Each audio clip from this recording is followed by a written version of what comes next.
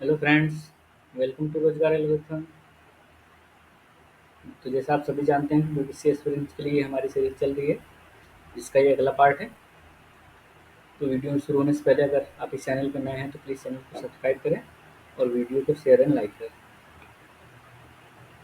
चलते हैं, हमारा क्वेश्चन नंबर पिछले पार्ट में क्वेश्चन नंबर 9 तक हो गया था। चलते हैं क्वेश्चन नंबर 10 से। निजामुद्दीन औलिया किस सूफी संप्रदाय के अनुयायी थे? ए कादरी, बी नक्शबंदी, सी चिश्ती, डी सुहरावर्दी। हो जाएगा ऑप्शन नंबर सी चिश्ती। ये हमने व्याख्या में देखा था पिछले पार्ट में। अगर आपने पिछला पार्ट नहीं देखा है तो प्लीज़ जाइए उसको चेक करिए। प्लेलिस्ट में हम हमारे डली हुई है और सारे पार्ट अगर नहीं देखा है तो आप एकदम स्टार्टिंग से देखिए।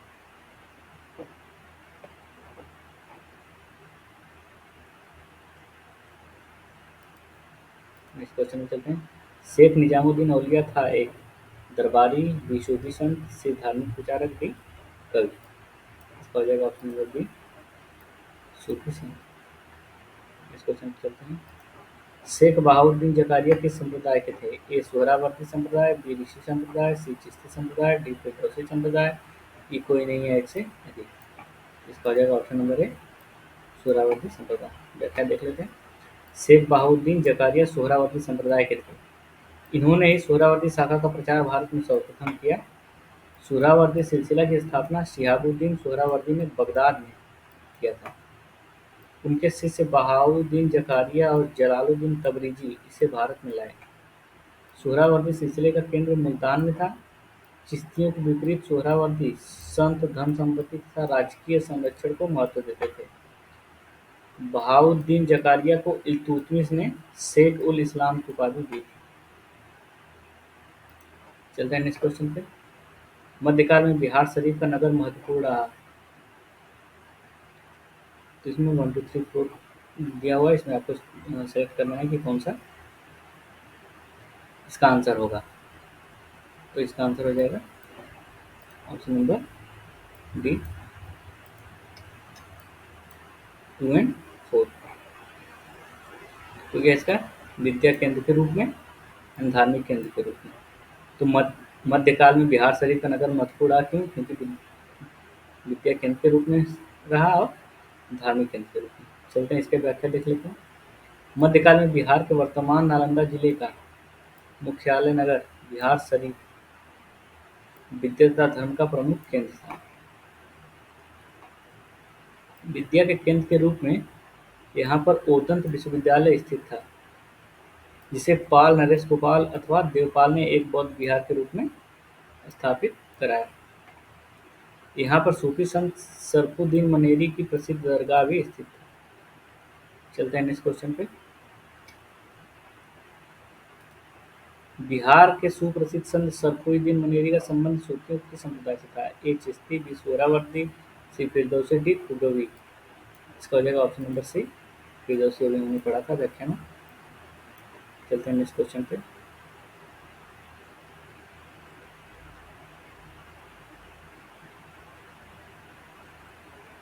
व्याख्या देख लेते हैं इसका।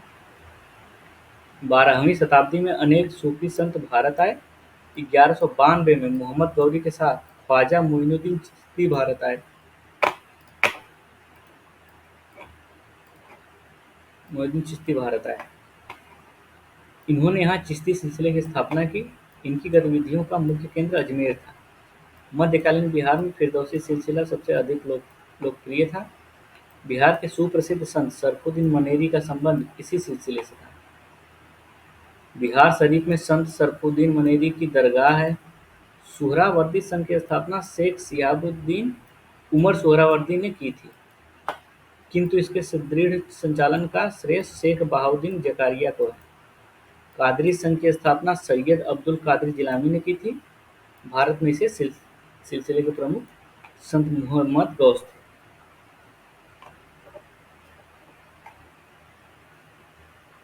चलते हैं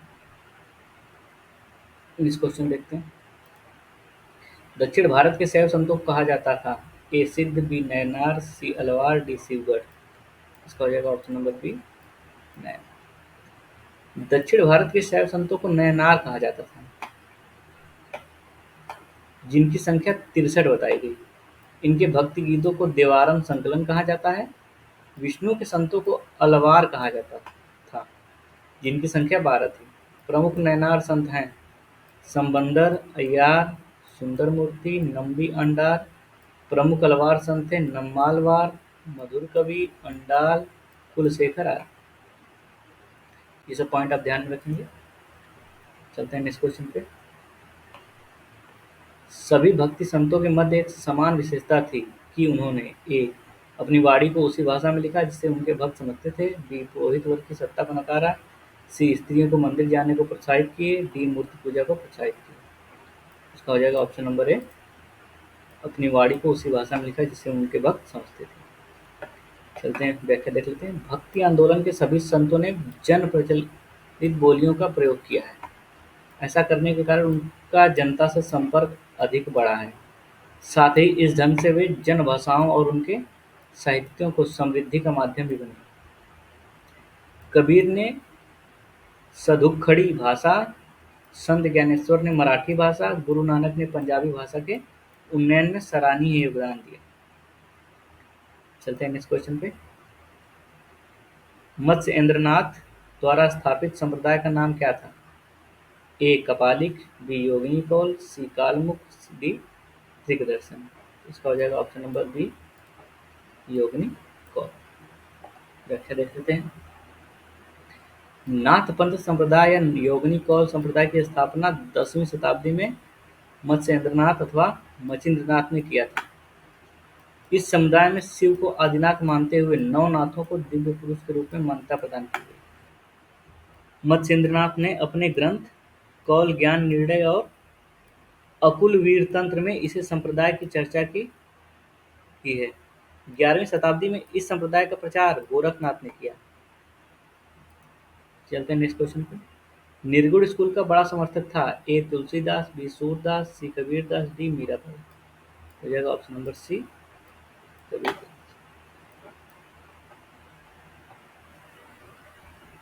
व्याख्या देख लेते हैं। कबीर 15वीं सदी के भारतीय रहस्यवादी कवि और संत थे। वे हिंदी साहित्य के भक्तिकालीन युग में ज्ञानश्रयी विचारधारा निर्गुण काव्यधारा के प्रवर्तक कवि थे। इस प्रकार कबीरदास निर्गुण स्कूल के बड़े समर्थक थे। यह सिकंदर लोदी के समकालीन थे। चलते हैं नेक्स्ट क्वेश्चन पे। निम्नलिखित भक्तिकालीन संतों में से कौन किसका आराधक नहीं था? ए मीराबाई, बी चैतन्य, सी सूरदास, डी कबीरदास। हो जाएगा ऑप्शन नंबर डी, व्याख्या देख लेते हैं। मीराबाई, चैतन्य तथा सूरदास सभी कृष्ण के आराधक भक्तिकालीन संत थे, जबकि कबीरदास भारतीय रहस्यवादी कवि एवं संत थे। वे हिंदी साहित्य के भक्तिकालीन ज्ञानाश्रयी निर्गुण शाखा की काव्यधारा के प्रवर्तक थे। चलते हैं नेक्स्ट क्वेश्चन पे।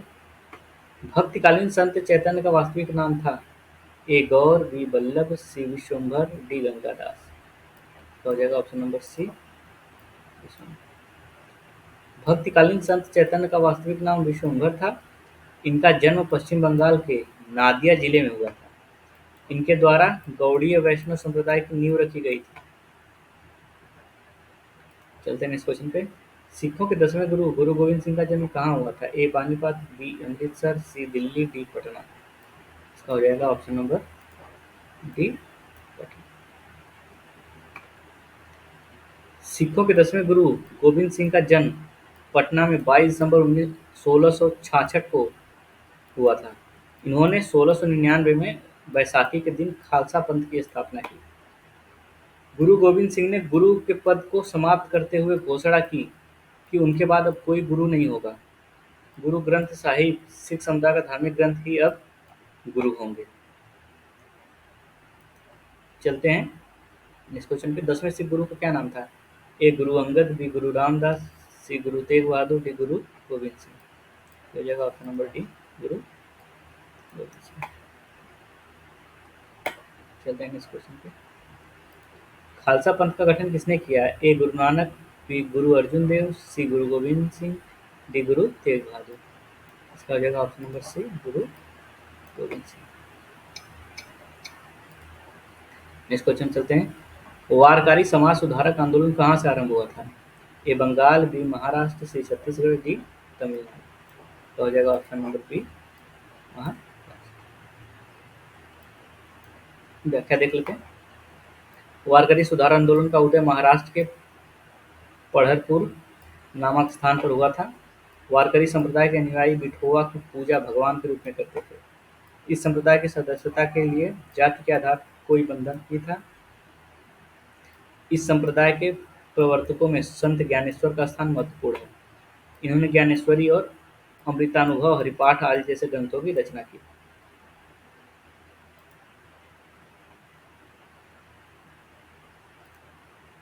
कौन मुगल सम्राट आलमगीर के नाम से जाना जाता था? ए अकबर, बी बाबर, सी जहांगीर, डी औरंगजेब। हो जाएगा ऑप्शन नंबर डी औरंगजेब। एक मिनट।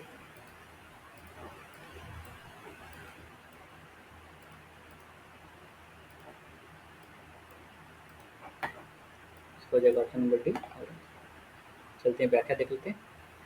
औरंगजेब को आलमगीर के नाम से जाना जाता था। आगरा पर अधिकार करने के बाद औरंगजेब ने अपना राज्याभिषेक अबुल मुजफ्फर मुहिउद्दीन मुजफ्फर औरंगजेब बहादुर आलमगीर की उपाधि से 31 जुलाई 1658 ईस्वी को करवाया। इसका एक अन्य नाम जिंदा पीर भी था। औरंगजेब ने 1658 से 1707 ईस्वी तक शासन किया था। शाहजहां के 4 पुत्र दारा शिकोह, औरंगजेब व मुराद थे।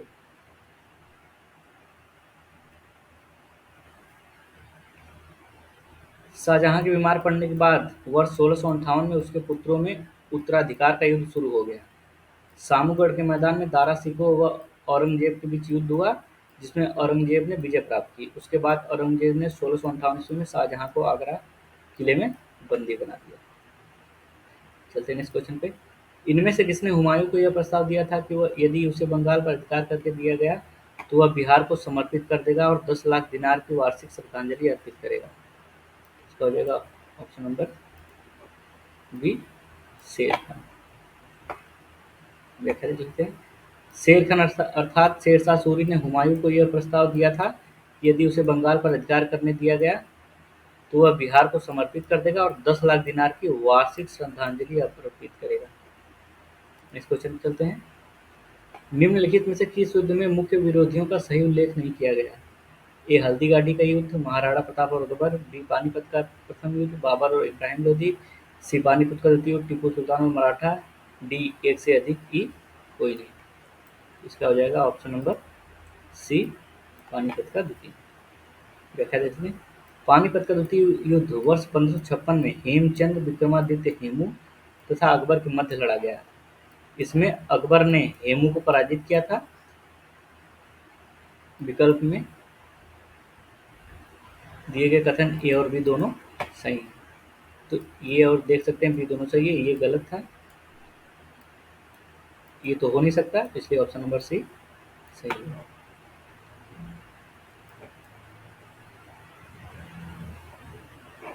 चलते हैं नेक्स्ट क्वेश्चन पे। हुमायूं का मकबरा कहाँ स्थित है? ए इलाहाबाद, बी दिल्ली, सी जौनपुर, डी पानीपत।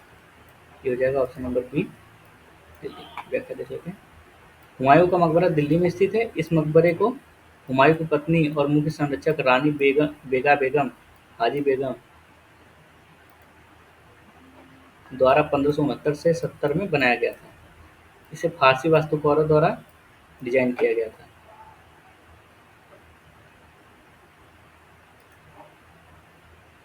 इनमें से किस शासक ने सबसे अधिक समय तक शासन किया? ए बाबर, बी हुमायूं, सी जहांगीर, डी औरंगजेब। हो जाएगा ऑप्शन नंबर डी औरंगजेब। व्याख्या देख लेते हैं। दिए गए विकल्पों में से सबसे अधिक समय तक शासन औरंगजेब 1658 से 1707 में किया। बाबर का शासनकाल 1526 से 1530 तक तथा हुमायूं का शासनकाल 1530 से 1556 तक और जहांगीर का शासनकाल 1605 से 1627 तक था। चलते हैं नेक्स्ट क्वेश्चन पे। भारत में मुगल वंश का संस्थापक कौन था? ए हुमायूं, बी औरंगजेब, सी अकबर, डी बाबर। ये हो जाएगा ऑप्शन नंबर डी, हम सभी जानते हैं बाबर। व्याख्या देख लेते हैं। भारत में मुगल वंश का संस्थापक बाबर 1526 से 1530 था। बाबर ने पानीपत के प्रथम युद्ध 21 अप्रैल 1526 ईस्वी में इब्राहिम लोदी को पराजित कर भारत में मुगल वंश को स्थापित किया। उसने तैमूरी परंपरा के विरुद्ध बादशाह की उपाधि धारण की। उदारता के कारण उसे कलंदर कहा जाता था। बाबर ने क्रमशः पानीपत 1526, खानवा 1527, चंदेरी 1528 व घाघरा 1529 का युद्ध लड़ा। खानवा के युद्ध में बाबर ने राणा संग्राम सिंह राणा सांगा को पराजित किया था। पानीपत के युद्ध में बाबर ने अपनी जीत का श्रेय तुर्गुमा पद्धति को देता है। बाबर ने तुर्की भाषा में बाबरनामा की रचना की थी। मसनवी जो बाबर द्वारा मुस्लिम कानून के नियमों का संग्रह उसे मुबाइन था। उसका नाम क्या था? मुबाइन। चलते हैं नेक्स्ट क्वेश्चन पे। इस मसनवी जो बाबर द्वारा मुस्लिम कानून के नियमों का संग्रह है उसका नाम है ए मुबाइन, बी दीवान, सी प्रसादी तुर्की संग्रह, डी बाबरनामा। तो ये हो जाएगा option number A. Question Panipat के युद्ध में बाबर की जीत का मुख्य कारण क्या था? ए उसकी घुड़सवार सेना, बी उसकी सैन्य कुशलता, सी तुलगुमा पद्धति, डी अफगानों की आपस फूट। ये हो जाएगा ऑप्शन नंबर सी तुलगुमा पद्धति। इस क्वेश्चन चलते हैं। भारत में बाबर के युद्धों की कौन सी क्रमबद्धता सही है? पानीपत, घाघरा, चंदेरी, खानवा, बी पानीपत, चंदेरी, खानवा, घाघरा, सी पानीपत, खानवा, चंदेरी, घाघरा, डी पानीपत, खानवा, घाघरा, चंदेरी। इसका हो जाएगा ऑप्शन नंबर सी पानीपत, खानवा, चंदेरी, घाघरा। नेक्स्ट क्वेश्चन देखते हैं। खानवा के युद्ध में बाबर के हाथों कौन पराजित हुआ था? ए सिकंदर लोधी, बी राणा प्रताप, सी हेमू विक्रमादित्य, डी राणा संग्राम सिंह। हो जाएगा ऑप्शन नंबर डी संग्राम सिंह। बाबरनामा की रचना किस भाषा में की गई थी? ए तुर्की, बी फारसी, सी अरबी, डी उर्दू। ये हो जाएगा ऑप्शन नंबर ए तुर्की। इस क्वेश्चन करते हैं। हुमायूं द्वारा लड़े गए 4 प्रमुख युद्धों की तिथि अनुसार सही क्रम अंकित करें। युद्ध स्थलों के नाम नीचे अंकित हैं। ए चौसा, देवरा, कन्नौज, सरहिंद, बी देवरा, कन्नौज, चौसा, सरहिंद, सी सरहिंद, देवरा, चौसा, कन्नौज, डी देवरा, चौसा, कन्नौज, सरहिंद। ये हो जाएगा ऑप्शन नंबर डी देवरा, चौसा, कन्नौज, सरहिंद। देखते हैं व्याख्या। हुमायूं द्वारा लड़े गए प्रमुख युद्धों का विवरण इस प्रकार है। देवराई का युद्ध। जौनपुर की ओर अग्रसर हुमायूं की सेना एवं महमूद लोदी की सेना के बीच अगस्त 1532 ईस्वी में देवरा नामक स्थान पर हुआ, जिसमें महमूद की पराजय हुई। चौसा का युद्ध। 26 जून 1539 ईस्वी को हुमायूं एवं शेर खां की सेनाओं के मध्य गंगा नदी के उत्तरी तट पर स्थित चौसा नामक स्थान पर हुआ। यह युद्ध हुमायूं अपनी कुछ गलतियों के कारण हार गया। चौसा के युद्ध में सफल होने के बाद शेर खां ने अपने को शेरशाह की उपाधि से सुसज्जित किया। कन्नौज का युद्ध। बिलग्राम या कन्नौज में लड़ा गया। इस लड़ाई में हुमायूं के साथ उसके भाई हिंदाल एवं अस्करी भी थे। फिर भी पराजय ने हुमायूं का पीछा नहीं छोड़ा। यह युद्ध 17 मई 1540 को लड़ा गया। सरहिंद का युद्ध 22 जून 1555 को हुआ। इस संघर्ष में अफगान सेना का नेतृत्व बैरम खां ने किया। इसमें हुमायूं को सफलता मिली। हुमायूं ने चुनार दुर्ग पर प्रथम बार आक्रमण कर 1532 ईस्वी में किया था। हुमायूं का मकबरा दिल्ली में स्थित है। हुमायूंनामा की रचना हुमायूं की बहन गुलबदन बेगम ने किया था। चलते हैं इस क्वेश्चन पे। हुमायूंनामा की रचना किसने की थी? ए बाबर, बी हुमायूं, सी गुलबदन बेगम, डी यहाँ की ऑप्शन नंबर सी। इस क्वेश्चन देखते हैं। हुमायूं ने चुनार दुर्ग पर प्रथम बार आक्रमण कब किया? ए 1532, बी 1531, सी 1533, डी 1536। इसका हो जाएगा option number A 1532। Next question देखते हैं। हुमायूं का मकबरा कहाँ स्थित है? ए इलाहाबाद, बी दिल्ली, सी जौनपुर, डी पानीपत। इसका हो जाएगा ऑप्शन नंबर बी। तो इस पार्ट में हम इतना ही क्वेश्चन करेंगे। नेक्स्ट पार्ट हम क्वेश्चन नंबर 16 से देखेंगे। तब तक के लिए धन्यवाद। अगर ये वीडियो आपको अच्छी लगी हो तो प्लीज़ वीडियो को लाइक करें और चैनल को सब्सक्राइब करें।